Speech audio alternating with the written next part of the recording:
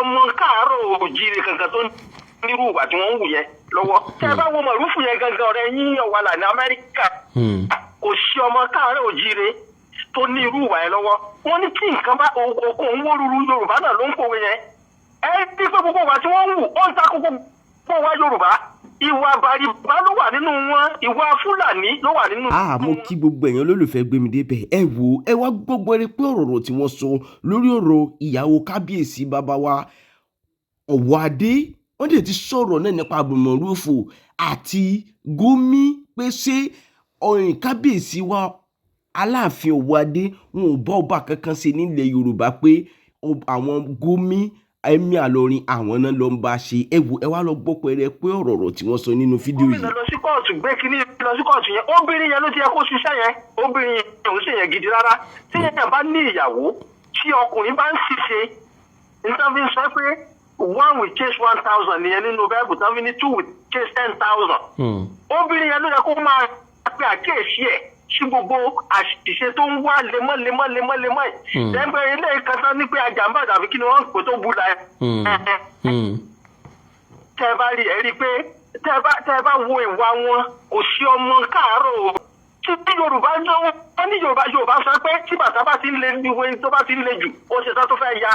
Kò sẹ́ni tí orí ẹ̀ tiẹ̀ wá pé nínú wọn tó tiẹ̀ lè jókòó kó tiẹ̀ pàkíyèsí ọba ẹ̀ pé kábíyèsí kí ló ń gbé kò sí ọba kankan nílẹ̀ Yorùbá ẹ̀ ní kìrìsì pẹ̀lú àti sọ́tà Òṣogbo. àfi ẹ̀mí àlọ́rin. táìmù tí gbogbo wàhálà àfi ẹ̀mí àlọ́rin ìwọ tó ń sọ pé Christian ní ẹni Canada ó délé tó ní mùsùlùmí ni so ọba kan tó wá sí Ọ̀yọ́ ń bẹ̀ yẹn ọba yẹn jókòó sínú mọ́tò kí ló lẹ́nu pé kó jáde kó wẹ́kọ̀mù wọn. ọba yẹn wọn ní kò gbọdọ̀ jáde tó kò ní balance kánú mi ní Ọ̀wọ́adé ni màá ní ẹ mọ̀ kó bá mi ẹjẹ́ ń jáde lọ ọba èèyàn tó wá tó travel wá láti ìlú ẹ̀. láti àyà àlá. wọ́n ní ìwọlé kí n tẹ̀ lọ́ba nínú mọ́tò sí ẹ̀ ló burú ṣé mọ̀ fún àwọn nǹkan yẹn so àtúnṣe iyì tẹ́ ẹ ti sọ yẹn wọn ò lè rí iyì yẹn wọn ò lè rí àmọ́ láíláí. God bless you bàbá mi ní wáyé tìṣà. ọdún mẹ́wàá sì sin wọn ò lè rí eléyìí òun padà mọ́ òun wọn ò lè rí eléyìí òun padà mọ́ òun. +234 915 147 9599 +234 915 147 9599 nọ́mbà tẹ́ lè pè sínú o wọn ò lè rí padà mọ́ ohun tí ọ̀rẹ́ mi Ọ̀wàlà tó ń sọ lórí Facebook ń tiẹ̀ ni pé bílù bá dá sí méjì tàláàfin lòun ó ṣe bílù bá dá sí méjì tàláàfin ló ṣe ṣé láyé ìsìn nílùú ń dá sí méjì láyé tó jẹ́ pé àwọn tó fẹ́ràn èèyàn náà lógo tó nǹkan kò sí nǹkan tẹ́dá lè mọ̀ ṣe láyé tí gbogbo ayé lè fẹ́ràn ẹ̀ ṣé gbogbo ayé ló fẹ́ràn Ọọ̀ni ni ẹ wo iye àtáàkì tí ń wá sọ̀rọ̀ ní láti lè fẹ̀ ẹ wo iye ẹni bọ̀ torí pé Ọlọ́run bá ti dá Ọọ̀ni ní àkàndá alára ta omi ọ̀rọ̀ dànù ni òsì ní tẹ́ ẹ bá ń sọ yọ́ mọ́ ta dànù ni àdàbọ̀ ní ọ̀nà ní à ń kùngbẹ́ iná ń gbé ẹyọ kó ń lọ ni. ọmọ kan ló lóun wò mí títí lónìí ó lóun wá wò pé irú èèyàn wo ni mí gan-an pé láti ìgbà táwọn kan ti sọ̀rọ̀ sáwọn lórí social media làwọn ti lẹ̀ làwọn ò tẹ́rù tí jáde mọ́ òun wá wò pé mi nìkan ni mo sì ń sọ̀rọ̀ látìgbà náà pé pẹ̀lú àtakò pẹ̀lú oríṣiríṣi mísáìlì pé mo sá ń gbà á sára náà ni ó lóun máa ń wò pé àǹjànú ni mí. hello. hello sir o yes sir. ẹ kálẹ́ sir. ẹkú ètò. àwárí o. Ọlọ́run ẹwà wà tó. àmì o. mo fẹ́ ẹbí arúgbó ní sọ̀rọ̀. bẹ́ẹ̀ ni sir. àbàbọ̀ jó wọn ní. bóyá lọ́dọ̀ tí. bóyá lọ́dọ̀ tí. kàfọ́ọ̀sì yẹn rí orí bákan ni. ok sir. mo ní sáàní lọ Jerúsálẹ́mù àti Kàábà àti gbogbo ibi téèyàn bá ti lè bẹ̀yẹ̀ ká lọ bẹ̀yẹ̀ bí ọ̀rọ̀ yọ yìí kẹ́ẹ̀sì bá fọ̀yọ́ lọ́rùn lẹ́yìn. bí wàá ṣe bá ju owó àbòyé tó ẹ bá kọ̀yọ́ lọ́rùn lẹ́ẹ̀dẹ́kùn. Hello? mo wà pẹ̀lú yín o. mo ń bẹ̀ yín lẹ́ẹ̀lẹ́ èmi kọ́ lẹ máa bẹ èmi kọ́ lẹ máa bẹ ẹ kọ́kọ́ ẹ lọ bí Ọ̀yọ́ legacy ẹ lọ bí Ọ̀yọ́ legacy ẹbí aṣí. ọmọ ẹ̀rọ àwọn ilé o. no ẹ̀yin lẹ rí wọn ẹ wá wọn lórí social media kẹ́ ẹ wo nǹkan tí wọ́n ń ṣe ìgbà náà ní kẹ́ ẹ tó padà wá sọ́dọ̀ mi. ṣé ẹ ti morúkọ àwọn tí mo dá fún yín. èmi ọmọ àwọn ilé ìwé programu ti ní. irọ́ o ẹ kọrúkọ wọn lẹ̀ kẹ́ ẹ lọ wo ohun tí wọ́n ń ṣe ní táwọn ń ṣe lèmi ń dáhùn sí. ọ̀rọ̀ yìí o ẹni máa bá wa sọ̀rọ̀ yìí o a ní sẹ́ǹsì tó pọ̀ gan-an.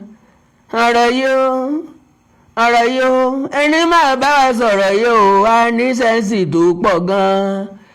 ẹni máa bá wa sọ̀rọ̀ yìí o yóò pe Ọ̀yọ́ legacy sí kọ̀rọ̀ o yóò pe Ọ̀yọ́ dáyárí legacy sí kọ̀rọ̀ o yóò pa Jíṣe bí Ọ̀yọ́ sí kọ̀rọ̀ o yóò pe ìkànnì ọgbọ́n sí kọ̀rọ̀ o yóò pe ọmọ Ọ̀yọ́ gúrùpù sí kọ̀rọ̀ o yóò pe Adédayọ̀ Victor sí kọ̀rọ̀ o yóò pe Aṣíwájú ọmọ Yorùbá sí kọ̀rọ̀ o yóò pe gbogbo wọn sí kọ̀rọ̀ o yóò kọ́kọ́ bá wọn sọ̀rọ̀ náà kó tó wá bẹ́ẹ̀ mi sọ̀rọ̀ tèmi ò lè rárá o díẹ̀ ń ta làbánú apẹ́ ẹdun ni bọ́n bá stop lónìí ń wò wòjọ́ tán stop ń wà fóṣù kan lé 30 days ń wà stop tọ̀dọ̀ mi náà kò jù bá ń lọ so àánú Olódùmarè ò ní fi gbogbo yín lẹ̀ o wọ́n ra síkà fún mi again yẹ́ ń dúgbò lórí àdáàdá tán o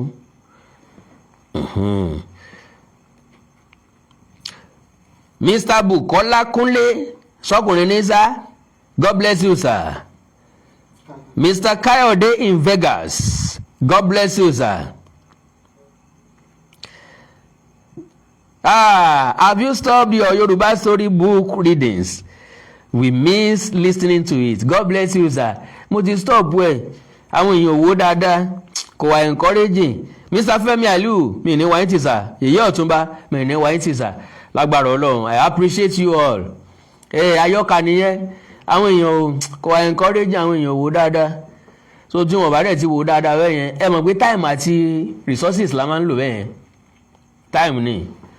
time ni láti jókòó ṣètò mọ kayọ́ka káwọn èèyàn mọ̀ wá wò ó bí kí 1,000 mọ̀ wò ó 2,000 no that is not view tó lè ṣe mí láǹfààní and mo ti sọ kíní kan fẹ́yìn olólùfẹ́ mi ẹ jẹ́ kí n tún sọ gẹ́gẹ́ bí ẹ̀bẹ̀ nìkan ni mo lè bẹ̀ yín bẹ́ẹ̀ ṣe wà yìí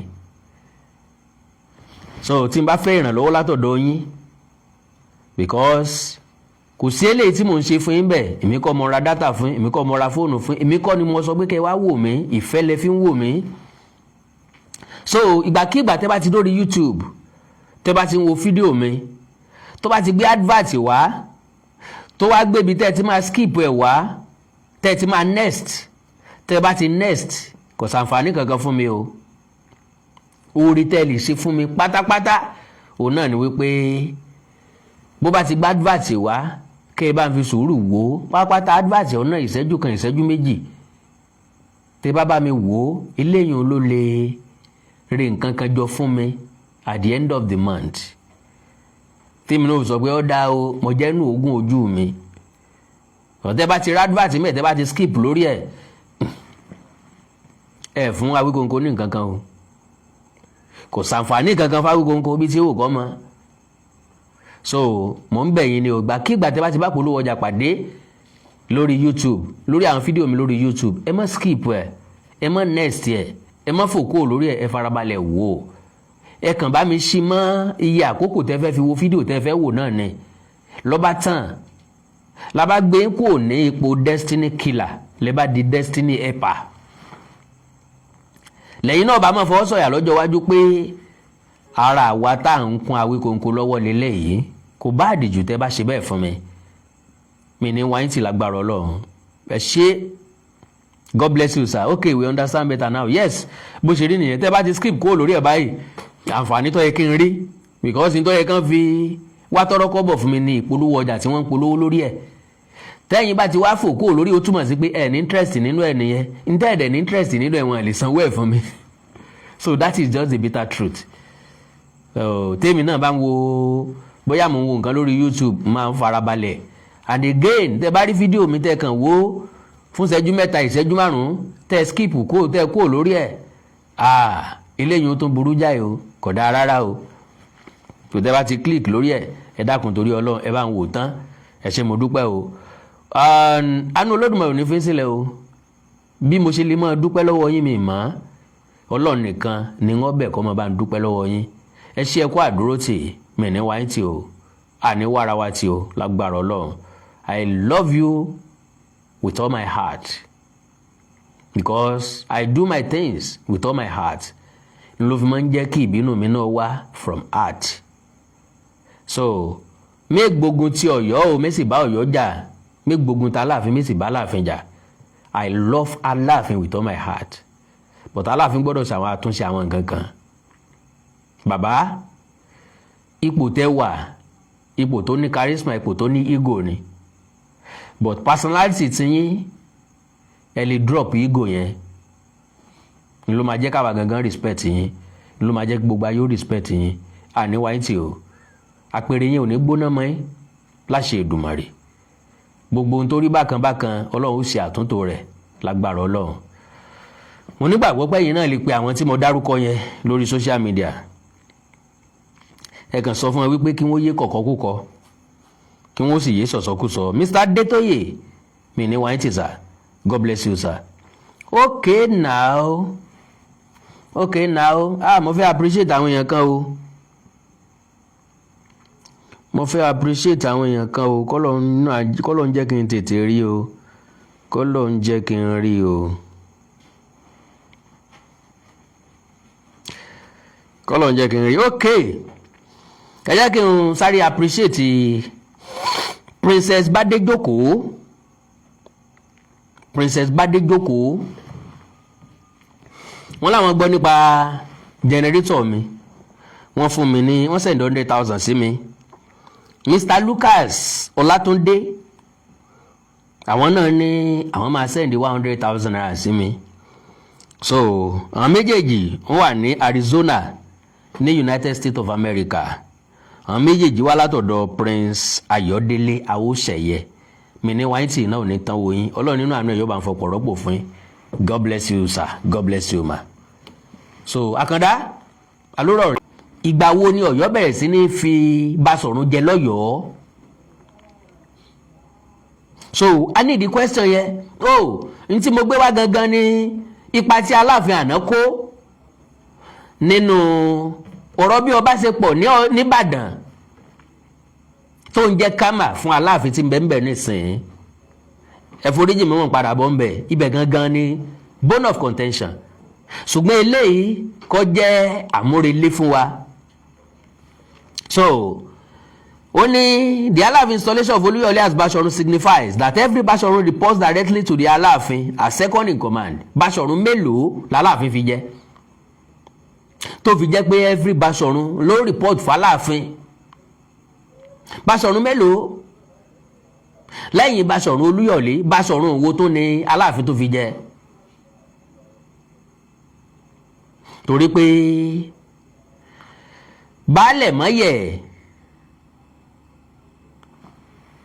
kìí ṣe Aláàfin ló fi jẹ́ o à ń bọ̀ ń bẹ̀ wá ní as second in command ìbéèrè mi lélẹ́yìí pé second in command mélòó lọ́yọ́ fẹ́ ní Ọ̀yọ́ ń pe Ààrẹ Ọ̀nà Kakanfò ní second in command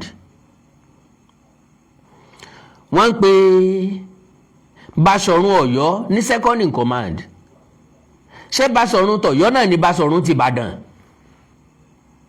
tó fi jẹ́ second in command sí Aláàfin Basọ̀run olórí àwọn Ọ̀yọ́mèsì ó ń lágbà sí second in command Aláàfin Basọ̀run ti Ìbàdàn tó ṣe jẹ́ second in command Aláàfin àwọn èèyàn nídìí kí wọ́n tútọ̀ wọn okay this highlights the Alaafin's position as commander-in-chief with all Basoruns under his authority Basọ̀run mélòó ló wà lọ́ndà authority Aláàfin Yorùbá land wo ni Aláàfin jẹ commander in chief sí ṣé léyìí tí Ẹ̀gbá wà ń bẹ̀ ni ṣé léyìí tí Jẹ̀bú wà ń bẹ̀ ni ṣé léyìí tí Ifẹ̀ wà ń bẹ̀ ni ṣé léyìí tó gbogbo ìpínlẹ̀ Ògùn wà ń bẹ̀ ni ṣé léyìí tí ìpínlẹ̀ Oǹdó wà ń bẹ̀ ni tèkìtì wà ń bẹ̀ ni tákòkò wà ń bẹ̀ ni tọ́wọ́ wà ń bẹ̀ ni tílé Ifẹ̀ wà ń bẹ̀ ni l'Aláàfin ti jẹ commander in chief of armed forces with all Basọ̀run under his authority. It is worth noting that Ìbà Olúyọ̀lé is entirely from Ọ̀yọ́. Point remember o. And Aláàfin Abíọ́dún was his maternal grandfather. Ṣé gbàgbé pé mi Àkàndá sọ fún yín wípé Aláàfin Abíọ́dún kò ní nǹkan kan ṣe pẹ̀lú Ọ̀rànmíyàn. Typical Bọ̀gú ni. Same thing as Àtìbà.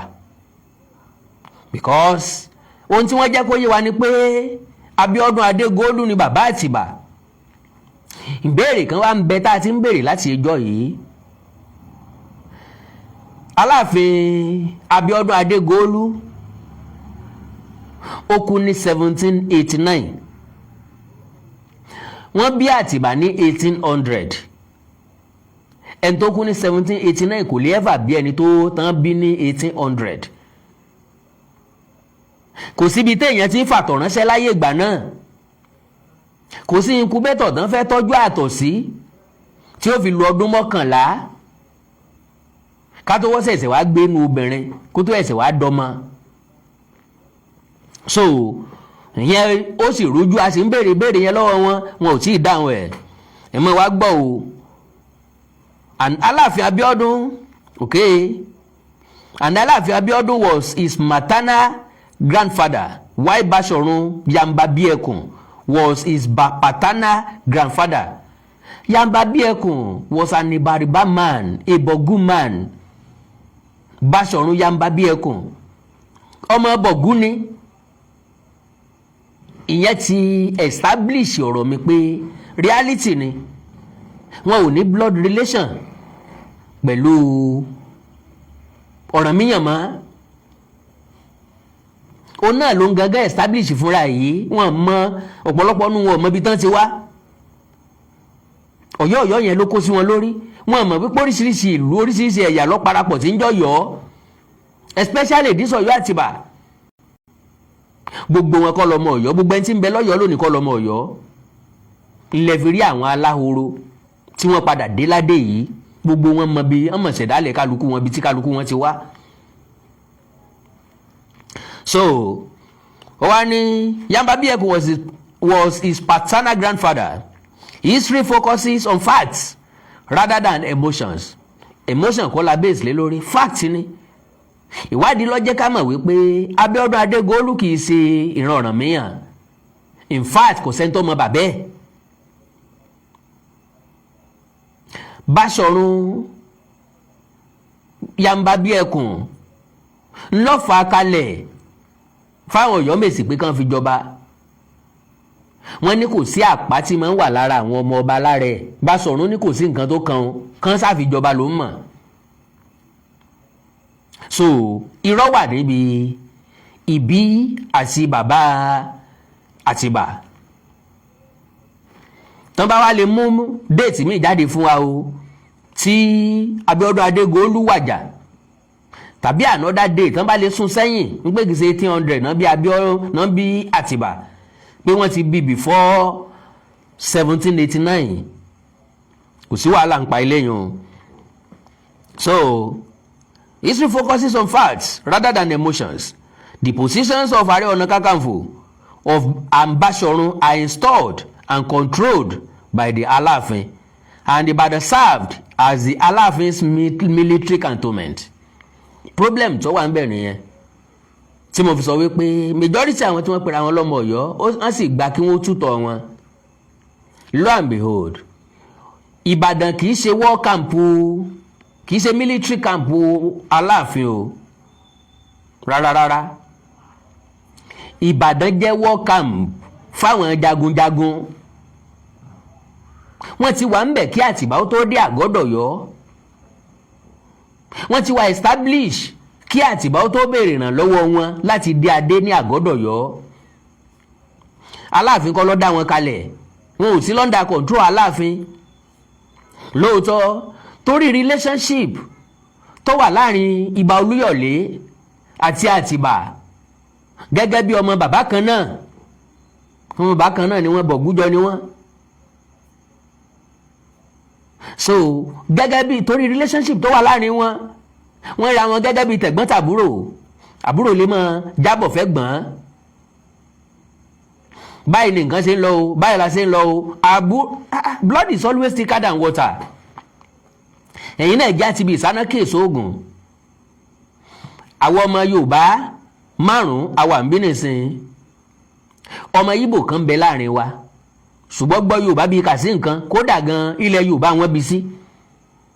Ṣùgbọ́n gbédè Ìgbò, bọ́mọ Ìgbò míì bá dé sáàrin wa, tí ọmọ Ìgbò tí ń bẹ láàrin wo fi ṣàlàyé gbogbo ń tá a ti sọ tẹ́lẹ̀tẹ́lẹ̀ fún ọmọ Ìgbò tó ẹ̀sẹ̀ dé, ẹnìkankan wo ò ní mọ̀, á rò pé wọ́n ń kíra wọn lásán ni. Gẹ́gẹ́ bẹ́ẹ̀ lọ̀rọ̀ Olúyọ̀lé àtàtìbá ṣe rí ńgbà náà. Lóòótọ́ lolúyọ̀lé wà lóyà sáwọn jagunjagun ẹgbẹ́ ẹ̀, but still òní ń kó àwọn jagunjagun ẹgbẹ́ ẹ̀ dorí kọ̀yọ́, darí padà sọ́yọ́, jíṣẹ́ fọ́yọ́. Ó dàbí kọ́mi èèyàn wà nínú iṣẹ́ ológun, èèyàn máa fi yan gan gbogbo ìgbà ni. My son is a soldier. He's a navy. Yeah, my son is a navy. Màá sọ pé kó wálé, gbogbo kí ní tẹ́fẹ́ ṣe abá wa yanjú ẹ̀. Exactly bó ṣe rí ngbà náà nù. Ok, Aláàfin military cantonment láéláé kò rí bẹ́ẹ̀ rárá.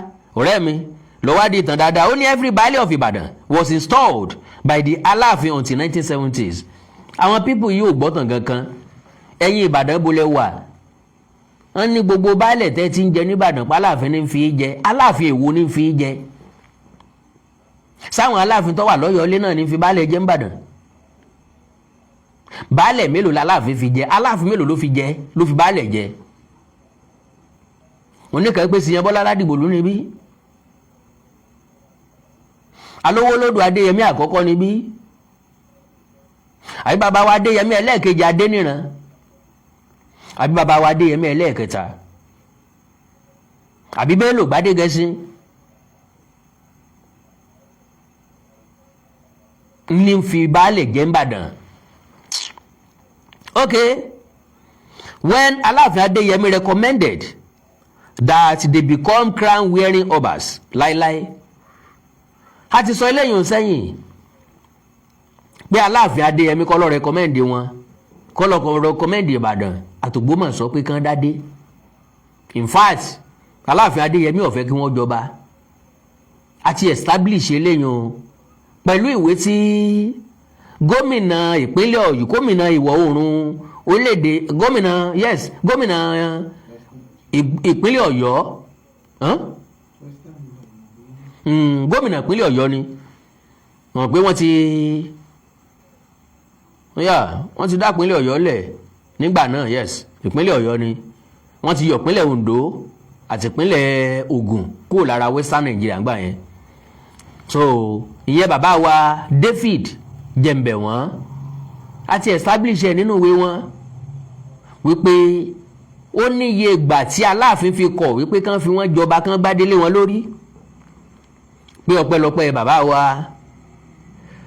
Tadéníkàwò Adésọjí Adérẹ̀mí àtọwá Òbòkun tilẹ̀ Ìjẹ̀ṣà ńgbà náà, àti bàbá wa Ọ̀ràngún Ọ̀lá. Àwọn ló kí Jẹ̀mbẹ̀ wọ́n láyà pé dé wọn ládé jàre kó tó dìbò dé wọn ládé. So now additionally, Lato's sons was removed by the Aláàfin as Olúbàdàn. Ìbàdàn involvement in every war was declared by the Aláàfin. Láéláé máa yí lọ jókòó jàre, gbogbo wọn kàn ń kó àtàmọ́ wọn kàn ń kó papọ̀ mọ́ra wọn. So now,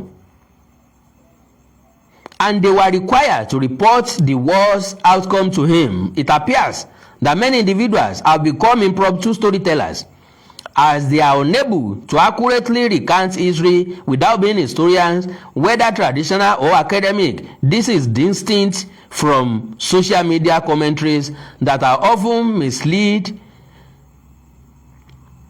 mislabeled as history. Ìwọ tó kọ kíní yìí, Mọ̀rúfù, mo fi gbogbo ẹnu sọ wípé wọ́kọ́ lọ kọ́. Mi àkàndọ́ra ogun kó challenge pé wọ́kọ́ lọ kọ́, wọ́n bá ọkọ́ ni. Àwọn academia ló bá ọkọ́. You are not that sound, either in history or in grammar. Wọ́n bá ọkọ́ ni. So ẹni tó ń kó bá Ọ̀yọ́ tí ń kó bá Aláàfin jù, òun náà ni òpìtàn ilẹ̀ Ìbàdàn. Òun ní ń gbé ń gẹ̀ẹ́sì áyán. Òun ló jẹ́ kó rí yín ọmọ wújú sí apá yín lọ. Because as far as I'm concerned, gbogbo àwọn nǹkan yóò tiẹ̀ wọ́ tiẹ̀ wọ́n fi wọ́n jọba, wọ́n fi wọ́n jẹ baálẹ̀, ìyẹn kọ́ la fẹ́ jẹ. Ní tá à ń jẹ́ kó yé ni pé gbogbo àkókò yẹn ti lọ. Now níbi tá a wá gangan, òun ni wípé ntí Ọ̀yọ́ ń fapá jánu kan rí mọ́nú fẹsẹ̀ jẹlẹ̀ sí. Òun ni pé Ṣèyí Mákindé fi ọba jẹ nílẹ̀ Ọ̀yọ́, alágọ̀ ọjà tìlú àgọ́ ọjà, àti ọba mẹ́tàlá míì wọ́n jẹ́ 14, Máláàfin wọ́n jẹ́ 15. Ọ̀pọ̀lọpọ̀ àwọn ọmọ Ọ̀yọ́ ni wọ́n fìrúngbà wọn hàn, wọ́n fàbínú yọ, kò yẹ kó rí bẹ́ẹ̀. Wọ́n fẹ́, in fact, ọ̀rẹ́ mi Àjàmbàdàn tiẹ̀ sọ ń pèsè ní Ṣèyí Mákindé fi àwọn oyè tó àwọn ọba tó fàwọn èèyàn jẹ yẹn ṣe ló fi wọ́n kẹ́ pàkúté f'Aláàfin. Irú pàkúté wo? Tọrẹ́jọ́ ò ní jẹ́ tẹni ká mọ̀mọ́ dá. Irú pàkúté wo ni wọ́n fi àwọn tí wọ́n dé ládé ni wọ́n fi kẹ́ f'Aláàfin? Ṣé wọ́n ní k'Aláàfin wọn má jáde ni? Wọ́n ní k'Aláàfin wọn má jà láàfin mọ́ ni? Wọ́n ní k'Aláàfin wọn má pàṣẹ mọ́ ni? Ṣé wọ́n ní kí Aláàfin ó gbé pálásì kúrò níbi tí pálásì wà ní? So nínú ibi tá a ti ń wádìí káàkiri, fi mú fílẹ̀ káàkiri, láti rí wípé ńgbà tí Ìbàdàn ṣẹlẹ̀ ń jò ní láyé Olúbàdàn bàbá wa Sàlíù Adétúnjì Ajé Ògúngúnnísọ̀wàn kọ́lọ̀ wọn dẹlẹ̀ fèèyàn rẹ̀. Ẹ rí i pé ńgbà tí wọ́n jẹ ọba 11, ṣe ni bàbá wa Sàlíù Adétúnjì tutọ́ òkè tán fojú gbà á. Bàbá làwọn ọgbà, torí wípé gómìnà náà ló fi wọ́n jẹ ńgbà náà. Gómìnà Bíọ́lá Ajímọ̀bí kọ́lọ̀ wọn dẹlẹ̀ fèèyàn rẹ̀ bákan náà ló fi wọ́n jọba. Gbogbo wọn làwọn fẹ́ dádé. Gómìnà sì rí i pé wọ́n wọ̀ tí adé, wọ́n sì dé wọn ládé. Bàbá wa Sàlíù láwọn ọgbà, wọ́n bínú, wọ́n yarí, wọ́n láwọn igbádogójì rọ̀ wájà. Àṣé bàbá wa Aláàfin dá sí pé kí ni bàbá wa Aláàfin wí? Mò ń fa abọ́ ẹ̀ lógún, ààbò ejò kì í gbénu sà. And that is what I called law of karma. N táwọn ṣe ń gbà náà, ogún ti jẹ lọ, ọgbọ̀n ni wá jẹ bọ̀ nísìnyí. A ti máa ń sọ pé ẹni tí ó bá ṣe nǹkan, ẹni tó bá fẹ́ pàkúrọ̀ lójúgun kọ́ rántí ọmọ ẹ̀. Ẹni tí ó bá hùwà kan kọ́ máa ṣe é lẹ̀ tí àwọn ọmọ ò fi ké èso ẹ̀. Ìwà rẹ̀ ni ó sọ bí ọlọ́ o, èésù ìwà rẹ̀ ni ó sọ bí ọlọ́. Ẹ má jẹ́ ń gbà àkókò yín. Ọ̀yọ́ karma at work. I quote, "Today's gesture therefore bring to fore the struggle for the recognition and honor for the traditional institution, and we are grateful for this.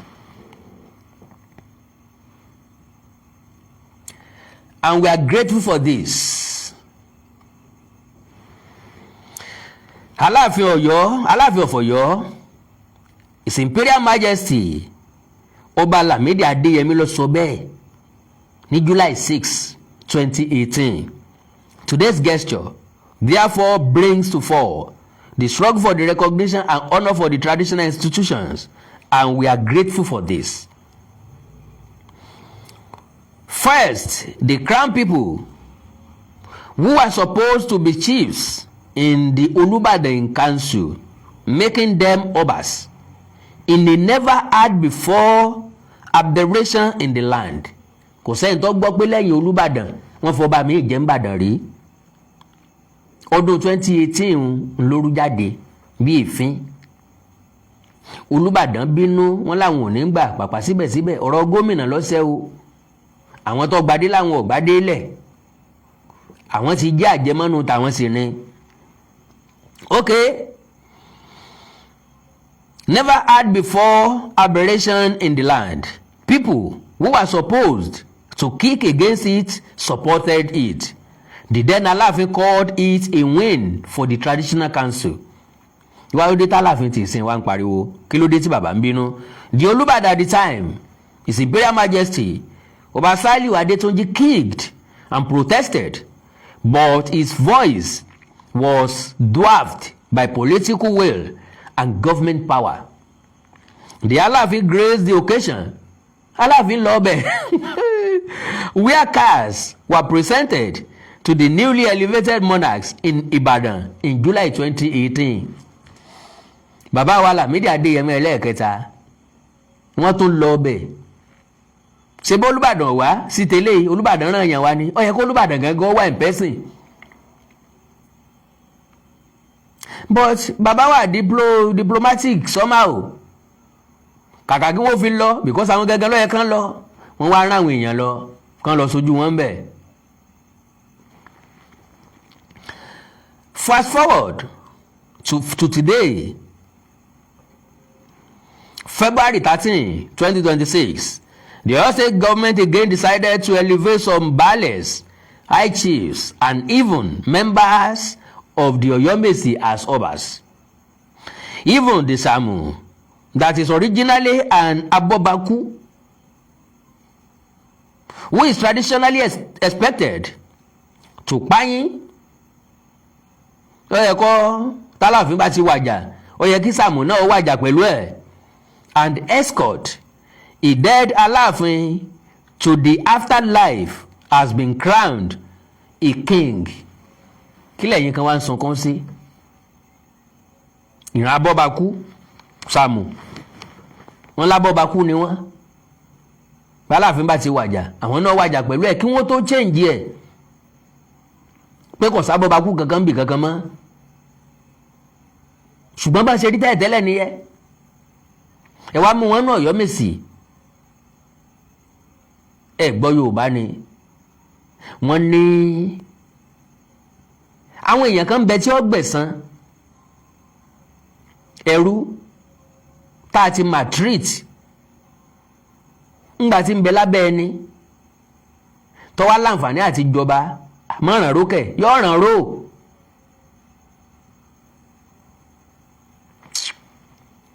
Ìyàwó tá a ti maltreat ńgbà tó wó ń bẹ lọ́wọ́ ẹni tá a fẹ́ yàwó mi lé ìyàwó bíi mẹ́ta lé torí pé owó wà àwa ń ṣe fàájì káàkiri àwa pa òun tì. Ìgbà wa yí padà àìsàn wa dé ìyàwó kìíní tá a fẹ́ ọ lọ ìkejì tá a fẹ́ ọ lọ ìkẹta tá a fẹ́ ọ lọ ó kù the same one tá a ti kọ́kọ́ fẹ́ tẹ́lẹ̀tẹ́lẹ̀ tí ò tì tí ò tẹ̀tì. Wọ́n á expect pé yóò treat ẹ dáadáa. Òun náà mọ̀ọ́mọ̀ lọ ni ó dúró láti ṣẹ̀san fún ọ ẹ̀kúnrẹ́rẹ́ àti àwọ̀sílẹ̀. Ó fẹ́ jẹ́ kó kéré iṣẹ́ rẹ dáadáa. Bọ́ bá kù wọ nìkan pẹ̀lú ẹ̀ nínú ilé yóò fi gbá gún ọ lẹ́nu. Bọ́ bá yẹ kó fún ọ lóúnjẹ lásìkò kò ní fún ọ. Bọ́ bá complain yóò sọ pé àwọn ìyàwó ẹ̀ tó lọ pé wọ́n wá lọ́gbọ̀n wọn padà ó. Èmi kọ́ mọ bọ́ ọ fẹ́ wọn èmi kọ́ mọ bọ́ ọ lé wọn. Ìṣèbọn ti jadùn náà fẹ́ jẹ ọkàn ní ìsìn wọn fẹsẹ̀ fẹ́ wàá rò pé ó lè mọ lẹ́nu bébébé sẹ́mi nínú ilé ìrọ̀ o kẹlẹ́gbẹ́ ọmọẹgbẹ́ kí kálukú ọmọ wọn bá rẹ̀ ni o. So gẹ́gẹ́ bẹ́ẹ̀ ni gbogbo àwọn tó dádé yìí ara ti ń kan wọ́n tẹ́lẹ̀tẹ́lẹ̀ wọ́n mú mọ́ra ni inú ti ń bí wọn tẹ́lẹ̀tẹ́lẹ̀ wọ́n mú mọ́ra wọ́n pa mọ́ra ni wọ́n sàmọ̀ wípé sùúrù tó lọ́jọ́ kò ṣòro ó mú kì í ṣe bó dùn mọ́ wọn kò tẹ́ wọn lọ́rùn wọ́n gba kádàrá tipátipá ni avenue wá sílẹ̀ àyè wá yọ wọ́n dẹ̀ utilize it to the fullest Even the Samu, that is originally an Abobaku, which is traditionally expected. Òyìnbó tán kọ síbẹ̀ lé ní orí YouTube ní o. An escort, he dead Aláàfin to the afterlife, has been crowned as a king. The Agbakin, another member of Oyomesi, has also been made a king. Ṣé mo sọ pé wọ́n ti fọba tí wọ́n ránṣẹ́ sí wọn? Now, this is the most interesting part. The Olúbàdàn of Ìbàdàn, His Imperial Majesty Adéwọ̀lú Ládọjà, sent a representative in a show of support at the coronation which held in Ọ̀yọ́ town. Oríṣiríṣi àwọn èèyàn ni wọ́n ń sọ̀rọ̀ pé Aláàfin àti Olúbàdàn ó parí ìjà, ẹnìkan kò bára wọn jà. Ìjà tí ọ̀dẹ̀ sí kò sẹ́ni tí parí ẹ̀. Àjọṣepọ̀ wọn ni ò lè sí. Sorry to use that language. Ṣé mọ̀ pé mi máa ń sọ reality? Kí ni ìdí tí ò fi lè sí? Ó ní pé ẹni tí ó bá wọn parí ìjà kì í bá wọn bẹ̀rẹ̀. Àti pé first impression lasts longer. Impression àkọ́kọ́ ni ò last. Ó ti piss bàbá Olúbàdàn off. In fact, tán bá jọ fẹ́ ṣe padà lónìí tàbí lọ́la, ojú ayé ni wọ́n jọ ṣe. Ìfẹ́ yìí ò ní dénú. Because bàbá Olúbàdàn ti rí Aláàfin gẹ́gẹ́ bí ẹni tí ò ní ọ̀wọ̀ àtàpọ́nlé fẹ́ lòmíì. Bó dẹ̀ ṣe máa wà lórí ẹ̀mí wọn títí ayé nìyẹn. Wọ́n ti mọ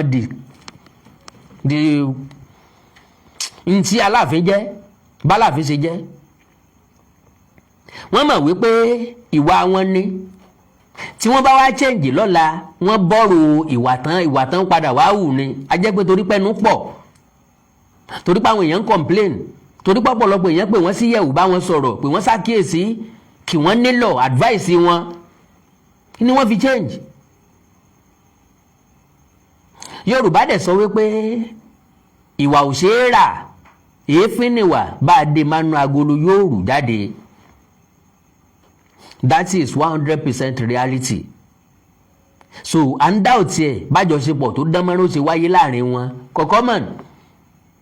It's like bí kéèyàn sọ wípé àjọṣepọ̀ tó dánmọ́rán yóò wà láàrin Aláàfin àtọ̀ọ̀ni. Níbo lẹ ti fẹ́ kó? Ọ̀nà wo lẹ fẹ́ gbà rí? Bó ló ṣe fẹ́ wáyé? Because bàbá wọ̀ ní ti fààyè Aláàfin fáláàfin.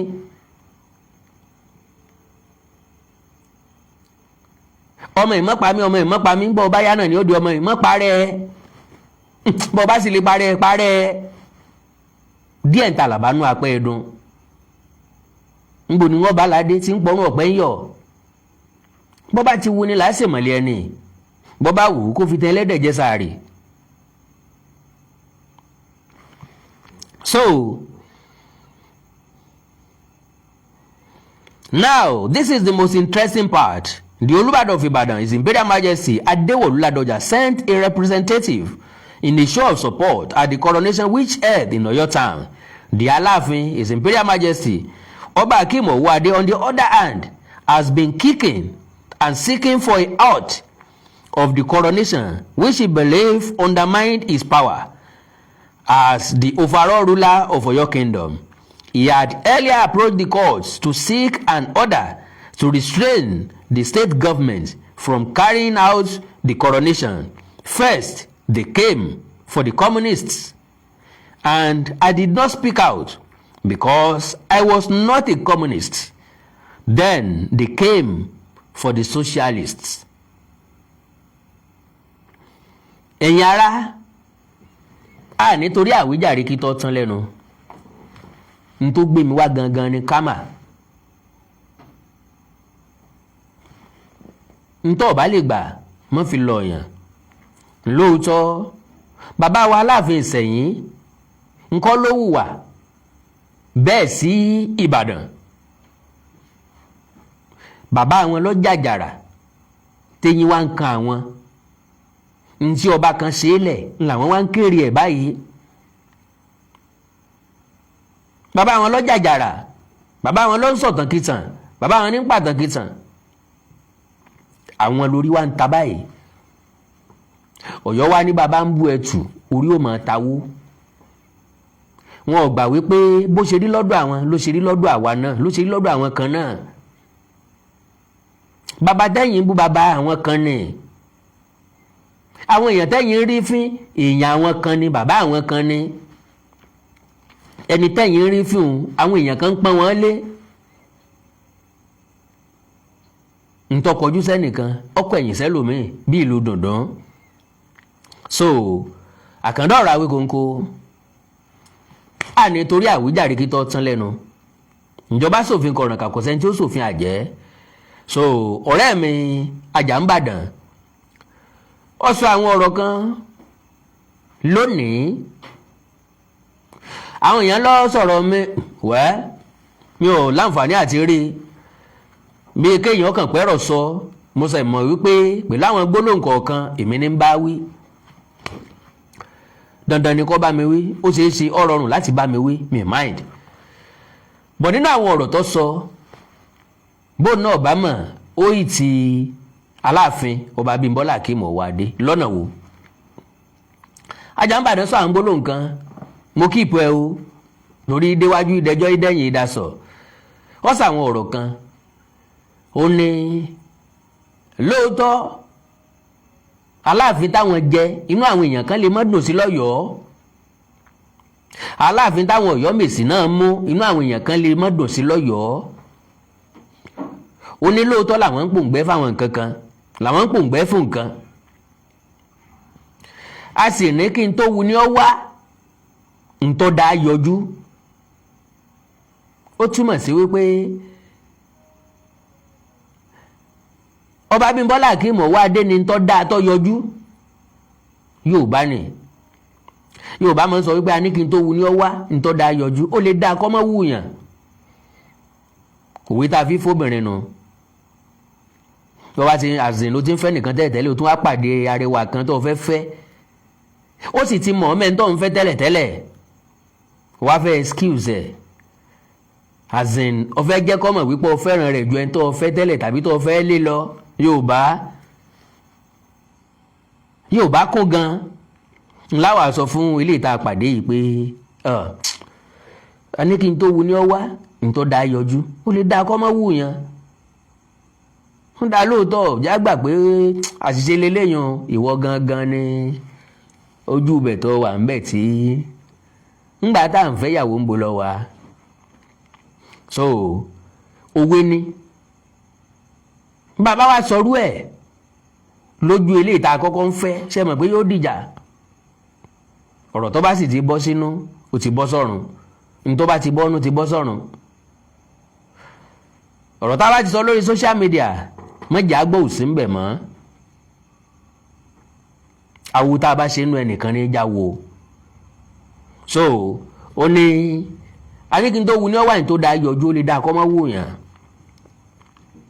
pé Aláàfin ọmọ politics ṣe kọ̀dẹ̀ mọ́ géèmù play òun kọ̀mẹ́ǹdì Ọọ̀ni pé Ọọ̀ni mọ́ géèmù Ọọ̀ni dẹ̀ mọ́ politics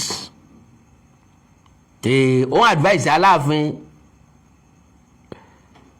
kí wọ́n má bàa ẹni tó fi wọ́n jọba jà bí gbogbo àná ṣe advice Aláàfin náà ṣùgbọ́n sójú àpá mọ́ jojú ara ìbádá kíjà ọmọ wáyé tẹ́lẹ̀tẹ́lẹ̀ dànkíjà ò wáyé ká mọ̀ wọ́nà láti parí ókè ibi tán ti ní Àjàǹbàdàn ta sí mi ó ní àkọlé tí mo kọ wípé Aláàfin Ọ̀yọ́ múra láti bẹ Ṣèyí Mákindé bàtàwọn èèyàn advice bàbá pé kán try láti bẹ Ṣèyí Mákindé Àjàǹbàdàn ní kí wọ́n má bẹ́ o bí ìgbà tí wọ́n yẹpẹrẹ àpèrè Aláàfin ni o bí ìgbà tí wọ́n dín agbára tàbí ọlá Aláàfin kù ni o kò ní dá bẹ́ẹ̀ o kí Aláàfin ọmọ bẹ Ṣèyí Mákindé o káwọn èèyàn kan Mr. Dípò Ṣótírẹ̀ God bless you sir ṣé mo bá ní mo gẹ̀ẹ́tì ó kàn ṣá ẹ̀wọ̀n bínú tí n bá gẹ̀ẹ́tì ẹ o so pé àwọn èèyàn kan ni yóò pe àwọn méjèèjì papọ̀ lóòótọ́ téèyàn méjì bá ń jà ọmọ ń difficult fún kan náà méjèèjì láti pè kan but do you know tó bá jẹ́ èmi ni mò ń bá èèyàn jà tí n bá fẹ́ kíjà yẹn ó parí àwa méjèèjì ti tó jà yẹn yanjú fúnra wa èmi ò ní hesitate láti consult ẹnì kejì so far tí mo fẹ́ kíjà yẹn ó parí láàrin wa mo lè má ní èdè alàgàtà ó lè máa ṣe nǹkan kí n lọ síbẹ̀ bí ìjà ṣe parí òjò bẹ́ẹ̀ yẹn lọ wọ́n ń ṣayẹyẹ 50 ọdún nìbàdàn aláàfin Ọ̀yọ́ lọ bọ́ bá ń ṣe nǹkan míì kí wọ́n mọ̀ wá padà invite aláàfin táláàfin bá rí káláàfin ó lọ síbẹ̀. Mr. Olúfúnṣọ́ God bless you sir tán bá wá ń ṣe nǹkan míì kán mọ̀ invite aláàfin káláàfin ó lọ síbẹ̀ bólúbàdàn bá ṣe nǹkan kán mọ̀ invite aláàfin káláàfin ó lọ síbẹ̀ ohun tí Ọọ̀ni fi wín ní àti gbogbo wa nù aláàfin Ọ̀yọ́ àná ní ṣe nǹkan wọn ò invite Ọọ̀ni rárá wọn ò invite Ọọ̀ni rárá wọn ò invite Ọọ̀ni pàápàá Ọọ̀ni went there and he shut everywhere down gbogbo ọmọ Ọ̀yọ́ tí bẹ́ẹ̀ bí ọmọ yanu títí tọ́ ni ó fi jáde padà ńbẹ̀ ni ó dùn mọ́ wọn o kò dùn mọ́ wọn ó tẹ́ wọn lọ́rùn kò tẹ́ wọn lọ́rùn yóò bá everybody lójijì including the celebrant bàbá wa Lámídì Adéyẹmí ẹlẹ́ẹ̀kẹta ó bá wọn lójijì nbo là á gbé ka ibo là á tì í sí ibo là á tẹ̀ ẹ́ sí kí là á ṣe bó là á sáà lé ní Ọọ̀ni yọ síbẹ̀ gan boro ariwo sọ òkìkí kàn gbogbo agbó dàrú Aláàfin wà forced láti attend sí láti jọ náà níjà tí aáwọ̀ àbíjà tí Aláàfin àná ní lọ́kàn láti extend dọ́dọ̀ Ọọ̀ni ọba Ọọ̀ni Adéyẹyẹ ní Tògúùsì lọ́ba rà nídìí láti ìgbà yẹn náà ti ń ṣe bí bàbá sọ́mọ náà ti ń ṣe bí ọ̀rẹ́ lọ́ní àtàláàfin ti jọ ń lọ sóde kan náà ti jọ ń pàdé níbì kan náà mutual respect wà láàrin àwọn méjèèjì bàbá àwọ̀ owoade àwọn náà lè ṣe bẹ́ẹ̀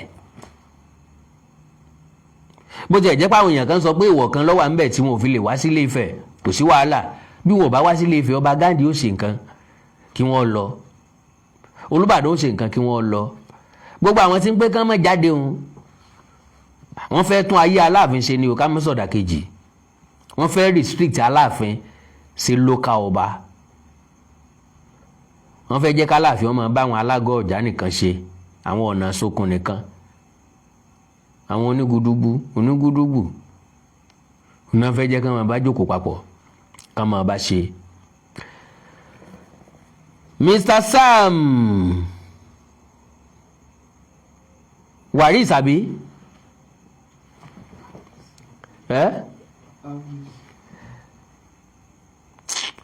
ó gẹ́ẹ̀tì ẹja rí ń ló pé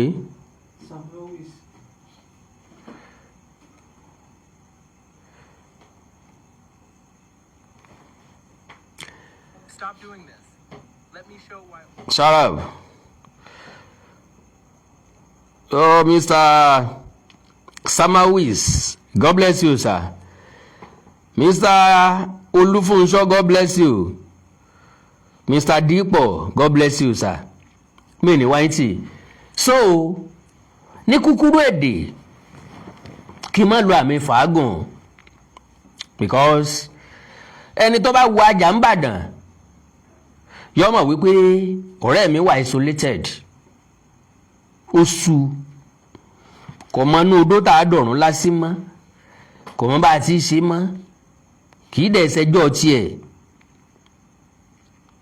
kì í ṣẹjọ́ ẹ̀ kò mọ̀ gbàtẹ́ ẹ̀ẹ́dógún kò mọ̀ gbàtẹ́ ẹ̀ẹ́dọ́gbọ̀n but ó gbọ́dọ̀ defend Ọ̀yọ́ ó sì gbọ́dọ̀ defend àpèrè Aláàfin ìyẹn normal ó dẹ̀ wà natural wọ́n ń bú yẹ wọ́n ń bú babẹ́ bọ́ bá lọ́jọ́ kórè ò tí ì pé ìsídà kan máa tán tàbí kọ́ máa tanra rẹ̀ tàbí kọ́ ọjọ́ máa lè kọ́ wọ́n jọmọ ọkọ so anybody tó bá sọ̀rọ̀ in defence of Ọ̀yọ́ gbogbo náà sí dáadáa Ìfáníyì Ògúnlọlá God bless you sir mẹ́ni wáyé tì so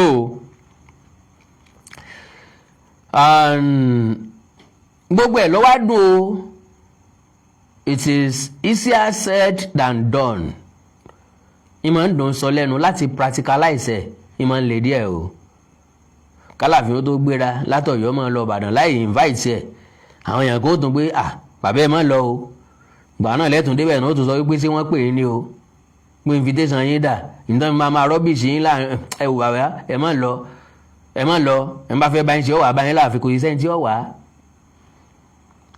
bí èèyàn bá rí tipa àwọn èèyàn kan wà bàbá ńlá rọ ni o ẹni tí ń wà ti sun akàn ní yọ̀pẹ̀ létí omi Olúbàdàn ò ní wá Ọ̀ọ̀ni ò ní wá láéláé bẹ́ẹ̀ ń ṣe nǹkan lọ́yọ̀ọ́ Ọ̀ọ̀ni ọ̀wà wá Ọ̀ọ̀ni ò ní wá láéláé kódà tó Ọ̀ọ̀ni bá wá tẹ́ bá kán mìíràn Ọ̀ọ̀ni gan kò sẹ́ni tí ó sọ̀rọ̀ láàrin wa á máa wòran ni láti mọ̀ pé baba lọ́wọ́ wa ńlẹ̀ so Ọ̀ọ̀ni ò ní wá láéláé kò sẹ́ni tí ó advice Ọ̀ọ̀ni pé torí pé wọ́n gbéfẹ́ dání àbí torí pé wọ́n like peace àbí torí pé wọ́n fẹ́ harmony náà wá dorí kọ̀nà Ọ̀yọ́ again àìrọ̀ o kò lè ṣẹlẹ̀ mọ́ o fìrí ní mẹ́kùn níyì àrífín yẹn ti tó kárí ni lónìí kárí ni lọ́la ọmọ ṣìyàn Bọ́lá kì í jẹ́ ká jọrọ ẹni lójú ńlọ́fà so àrífín yẹn ti tó ẹ má jẹ́ ń gbà pé rárá lórí eléyìí law of karma Ọ̀yọ́ and karma so ẹ má jẹ́ ń gbà pé lórí ẹ̀ kí n lè tètè máa lọ kí n lè fi ẹ̀yin èèyàn mi náà sílẹ̀ so àbí bọ́yá mo ṣe àwọn èèyàn nífẹ̀ẹ́ kí n ṣe live kí n máa fààyè lẹ̀ fún call ẹ jẹ́ ń wò ó bóyá èèyàn méjì péré lè pè mí +234 915 147 9599 +234 915 Yèyé Ọ̀túnba God bless you ma Mr. Fẹ́mi Aliu God bless you sir àsọlọ lórí mọ́ tí ì lọ ẹ wá dúró tí ń bá sọnù kí n mọ ajẹ yó Mr. Fẹ́mi Aliu ẹ ní mò sí o Yèyé Ọ̀túnba ẹ ní mọ̀ ya o iná ò ní tán wò yín o mọ́mọ́ lórí mo appreciate ẹ o so okay. Hello sir. Hello bàbá kò ẹ́ láti gba ìpè ni a gbọ́dọ̀ máa bá yín dá sí. Because èmi nìkan ò lè dá sí o. Ẹ lè dá sí ẹ kàn lè sọ̀rọ̀ ọ̀lẹ̀ bẹ́ẹ̀ kẹ́ mọ́ gbà pé ẹ gba ìpè dandan ni because a ń gbádùn ètò yín gan seriously. God bless you sir. Ẹ gba ìpè ni iṣẹ́ tẹ̀ wá tún rí gbogbo ohun tí ayé ń rí nípa wọn tó wà tẹ̀ tó ń dùn mí jù ní pé kò tẹ̀ tó wá aṣẹ tó tún rí. Ṣé mo sì ń sọ pé ìyàwó ọba yẹn gangan òun ṣèyàn gidi torí ẹni tó súnmọ́ gẹ́gẹ́ bí iṣan ọrùn gan nìyẹn tó jẹ́ kó lè jí ọkọ ẹ̀ lóru pé rántí ọmọ ẹni tí ìwòbọn ṣe wo bí táwọn ti wá gbogbo tó ti ṣẹlẹ̀ wẹ́ńtọ́ lùpá nínú ààfin tí ìbáṣe náà ààfin ló ti kú ọ̀dọ̀ àwọn ló wá láàbì. Bẹ́ẹ̀ni. tí wọ́n ti ní gbólóhùn aṣọ. Bẹ́ẹ̀ni. tí bàbá yẹn ti kú gbogbo àwọn nǹkan ẹlẹ́ wọ́n tó ń gbé. Ọ̀yọ́ ò fẹ́ kẹ́ ẹ sọ̀rọ̀ sáwọn ṣùgbọ́n wọ́n nígbàgbọ́ pé àwọn lè sọ̀rọ̀ sí ìyàn bó ṣe wù wọ́n. Ọ̀yọ́ gbà wípé àwa kó tó kù ń dìfẹ́ǹdì àpèrè kan ní. Ọ̀yọ́ nígbàgbọ́ pé àwọn nìkan làwọn ní àpèrè tó yẹ káwọn ó protect tó yẹ káwọn ó dìfẹ́ǹdì. ṣe mọ̀ páyì dàgbà sí ní tàbá mọ̀ bí wọ́n bá láwọn ọmọ làwọ́ tó wá sọ fún wa pé kò rí bẹ́ẹ̀ o ajá ò gbọ́dọ̀ mọmọ tiẹ̀ fún lọ́mú kó mú tòdù ọ̀yà kó ṣe bó ṣe wù ú ìyẹn túmọ̀ sí pé ìbí òjù bí bá a ṣe bẹ̀rù ńlá bọ́mọ kò sẹ́ni tí ò níbi kò sẹ́ni tí ò níran kò sẹ́ni tí ò nílùú kò sì sẹ́ni tí ò yẹ kóun ó protect ìlú ẹ̀. Having said that ìyẹn túmọ̀ sí pé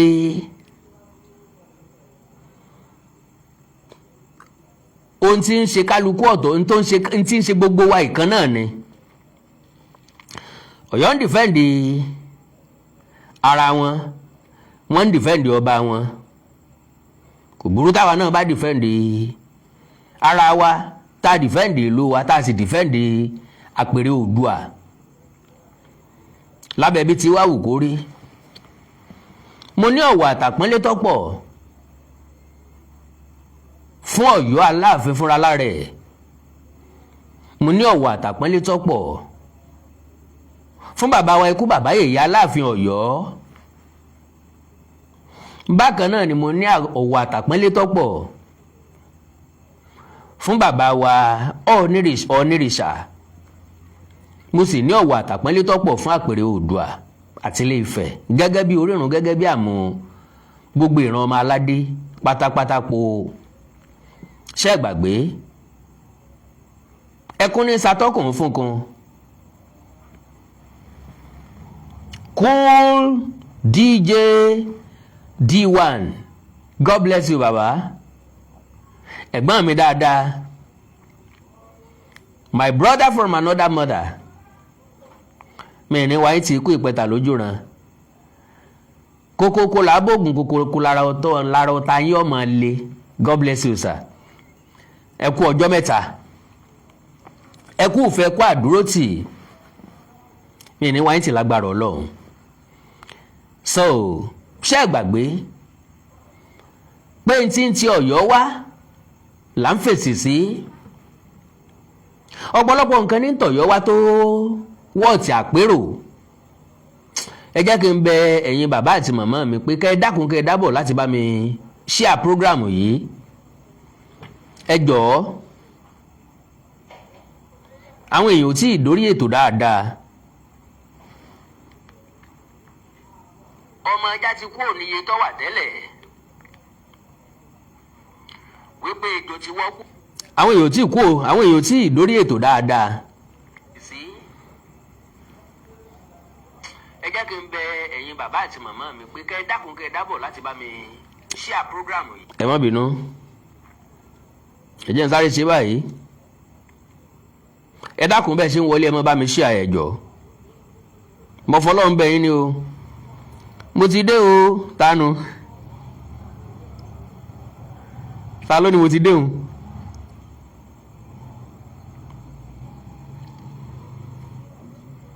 Ẹ jọ̀ọ́.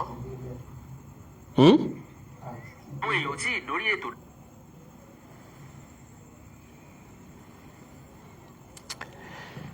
Okay. Now, kí ni ta fẹ́ sọ nípa ẹ̀?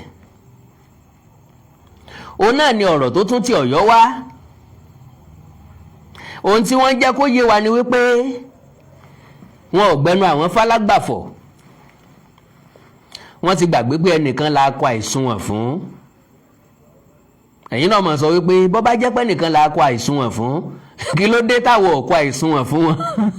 Irọ́ o. Ẹ hàn pé gbogbo ajá kọ́ nílé gbà á. Kéegun ọ̀wọ́lé kájọ́ mọ́ gbó.